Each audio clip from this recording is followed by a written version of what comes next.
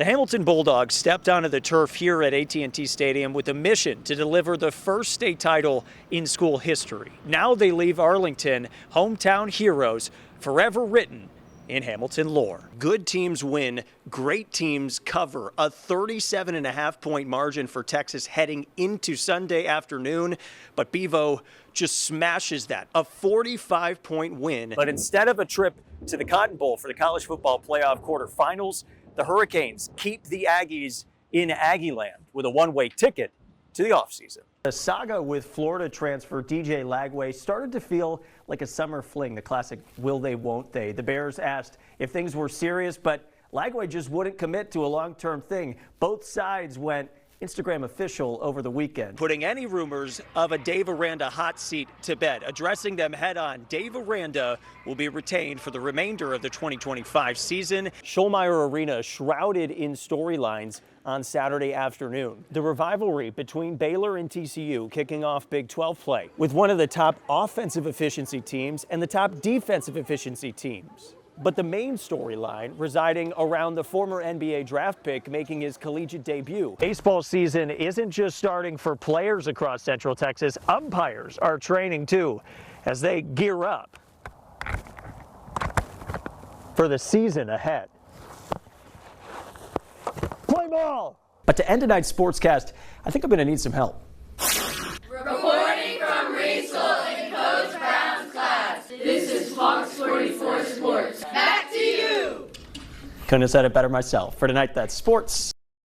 Well, for the community of Whitney, few young athletes made the impact that Nate Calloway did on his peers, both on and off the field. 2 years after the anniversary of his death, Nate's heart continues to live on in the people that he's touched as an angel in the outfield.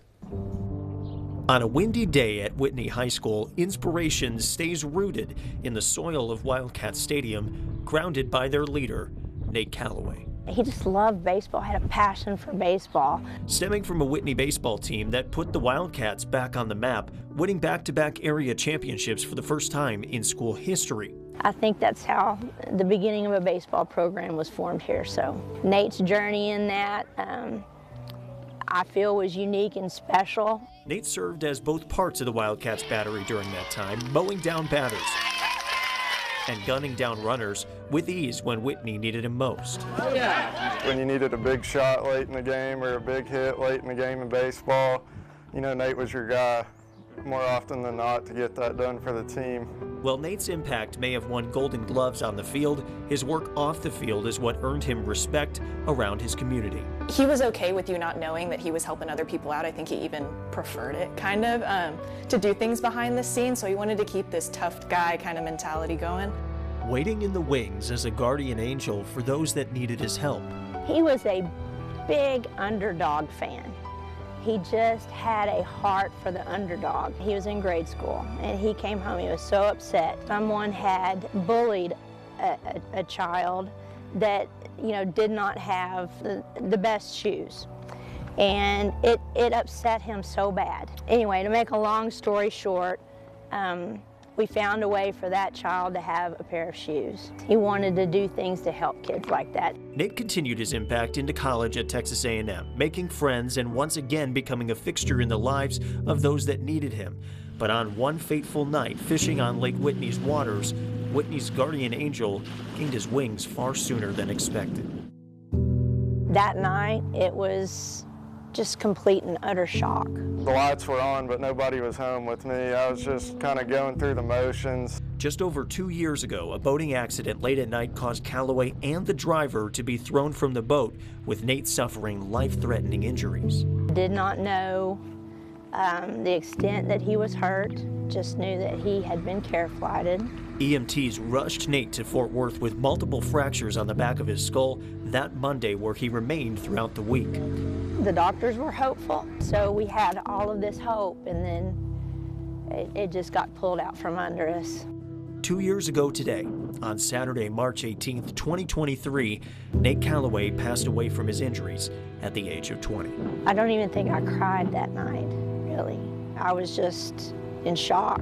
It's just the most unspeakable thing to lose a child, to lose a brother. You can call it faith, you can call it angels, you can call it whatever you want, but the Whitney community immediately got to work, shining a light on their own guardian angel in the outfield. The Wildcats quickly installed Nate's name directly under the scoreboard to make sure his memory lives on at every Whitney baseball game. It means a tremendous amount to me. It means that maybe they understand how much he loved baseball, how much he loved being a Whitney Wildcat and competing.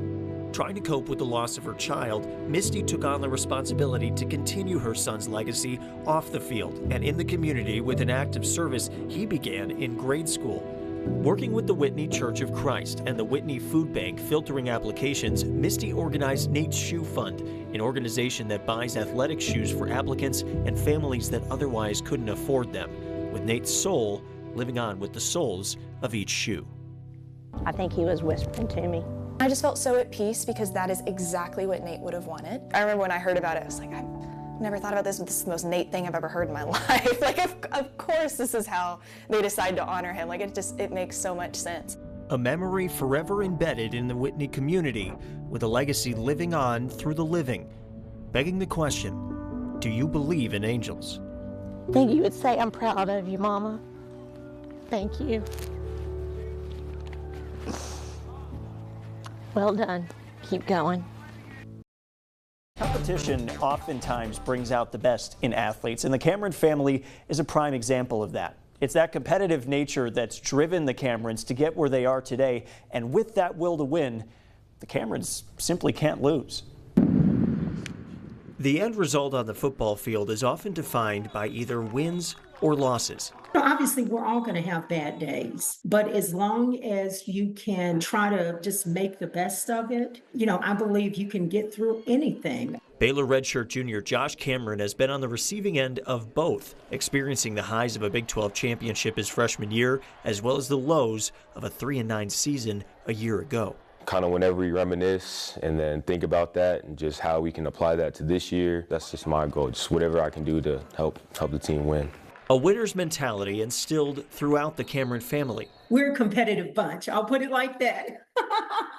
That same Camerons can't quit attitude manifested Josh's decision to walk on at Baylor. He told us then, he said, Mom, he said, I promise you're not going to have to pay for my college very long. He was like, I'm going on scholarship. Josh followed through on his promise, earning a scholarship and the admiration of his mom, Andrea. Watching him, fight and scrap and, do everything to get to where he is, I'm just like, you go, son. For the good part of the past 2 decades, Andrea got a front row seat to the action, including only missing 2 Baylor games in 3 years. Wherever they go, we go. Meanwhile, while Josh went to battle on the field, Andrea continued her 16-year fight with pulmonary fibrosis, a lung disease that makes it harder for oxygen to pass into the bloodstream. We just knew that it was going to be a process. We knew that it's going to be a lot when it comes to this. Andrea entered the waiting list for the United Network for Organ Sharing on December 15, 2023, and just 2 weeks later received a successful double lung transplant. I was doing really, really well after the transplant. I was, starting to recover and rehab. But Andrea's adversity proved far from over. On January 18th, Andrea went into cardiac arrest, causing her heart to stop beating for 20 minutes. Doctors revived her, but not without damage to her brain. Andrea had to relearn the ability to walk and talk, extending her road to recovery. I've really never seen my mom kind of in that state before. And so I was definitely me and my brother were both definitely a lot of emotions coming out. Andrea started once again from square one, improving each day with her sons beside her. Oh.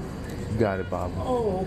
The nurse ended up telling me, she said, when your kids were in the room, all of your numbers got better. And people that know me, they know my boys are my everything. So I'm a true mama bear.